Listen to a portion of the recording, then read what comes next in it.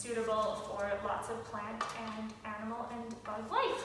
Unhealthy soil might be really dry, so it would have a lot of air, or really wet, a lot of water for a long time, or it doesn't have very much organic matter.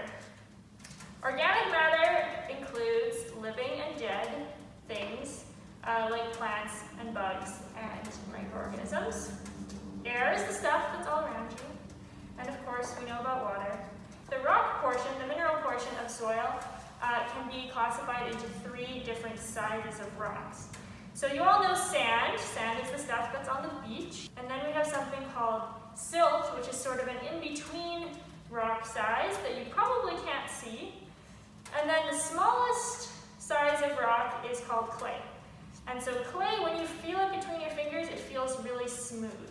Compost helps with this organic matter part. So compost is turning our food scraps into a substance that looks sort of like soil, but it actually isn't soil because it doesn't contain these rocks that soil does.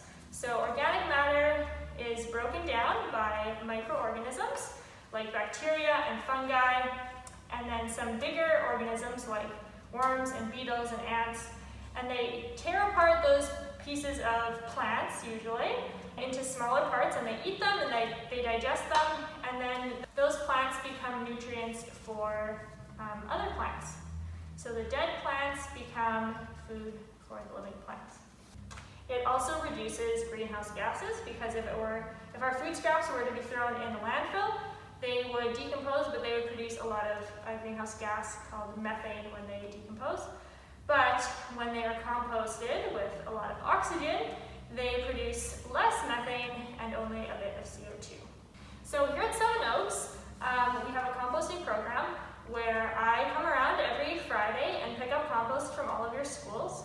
I bring it back to the Key Center and add it to the NoviComp with some carbon source, like dried leaves. And then after about 3 weeks, it comes out the end, and it's partially decomposed, and then we move it into a pile, and we pile it up, and we water it, and we let it set for a few more weeks, sometimes a couple months, and then it is ready to be used in our garden. The best way to learn about composting soil is to get your hands in it.